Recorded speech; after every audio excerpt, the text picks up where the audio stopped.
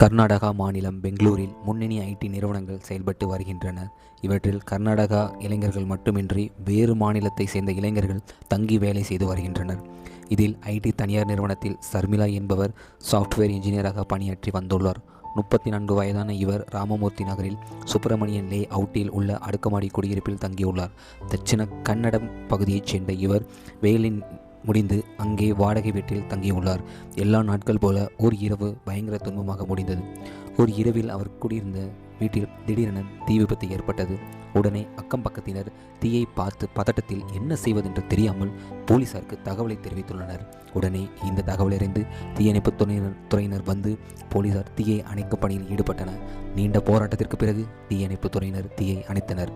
ஆனால் அந்த பெண் வீட்டில் இருந்த படுக்கை அறை முழுவதும் தீப்பற்றி எரிந்து இருந்தது. அந்த அறையில் உள்ளே இருந்த சர்மிளா பரிதாபமாக அந்த தீயில் மாற்றி உயிரிழந்தார். இதையடுத்து சர்மிளா உடலை கைப்பற்றிய போலீசார் உடற்கூறாய்வுக்காக அரசு மருத்துவமனைக்கு அனுப்பி வைத்தனர். இந்த சம்பவம் குறித்து இயற்கை மாறான மரணம் என போலீசார் வழக்கு பதிவு செய்து விசாரணையை தொடங்கினர். அந்த விசாரணை மூலம் ஒரு முடிவு போலீஸ் எடுத்தனர். மின்கசிவு காரணமாக தீ விபத்து ஏற்பட்டு இளம்பெண் உயிர்ந்திருக்கலாம் என கருதப்பட்டது. இருந்தபோதும் தடயவியல் துறையினர் ஆதாரங்களை திரட்டி விசாரணையை தீவிரப்படுத்தினர்.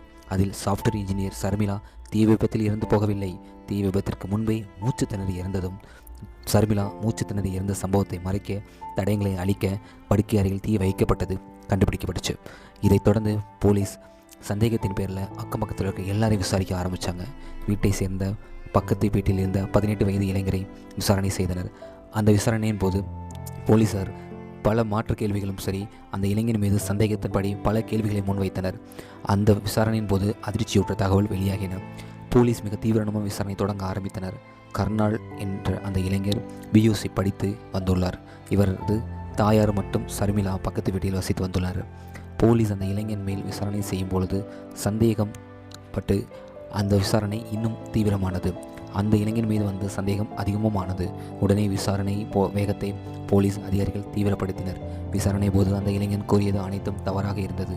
இது மேலும் அவன் மீது சந்தேகத்தை இன்னும் அதிகப்படுத்தியது. பிறகு வேறு வழி இல்லாமல் தான் மாட்டிக்கொண்டதை உணர்ந்த கர்னால் இறுதியில் விசாரணையின் போது உண்மையை கூறினான். அவன் கூறிய உண்மை: அன்று சம்பவத்தன்று இரவு 9 மணி அளவில் சர்மிளா வீட்டிற்குள் நகரும் ஜன்னலை தள்ளிவிட்டு கர்னால் உள்ளே நுழைந்துள்ளார். அங்கு தனியாக இருந்த இளம்பெண்ணிடம் சென்று அத்துமீற முயன்றுள்ளார். அதை கண்டு அதிர்ச்சியடைந்த சர்மிளா சத்தம் போட்டு வெளியே போக கூறியுள்ளார். உடனே அந்த இளைஞன் சர்மிளா வாயை மற்றும் மூக்கையும் கைகளால் இறுக்கமாக மூடியுள்ளான்.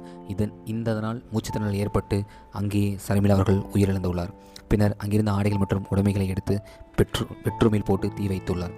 தொடர்ந்து சர்மிளா செல்போனை தேடிக் கொண்டு வந்து வேறு வழியிலாக ஏறி குதித்து இளைஞர் தப்பியோடியுள்ளார். கர்னால் அளித்த வாக்குமூலத்தின் அடிப்படையில் அவரை கைது செய்த போலீசார் நீதிமன்றத்தில் ஆஜர்படுத்தி சிறையில் அடைத்தனர். அடுக்குமாடி குடியிருப்பில் தனியாக இருந்த சாஃப்ட்வேர் இன்ஜினியரிடம் அத்துமீற முயன்ற இளைஞர் அவரை கொலை செய்துவிட்டு தீ விபத்தில் உயர்ந்ததாக நாடகமாடிய சம்பவம் பெங்களூரில் பேரதிர்ச்சியை ஏற்படுத்தியுள்ளது.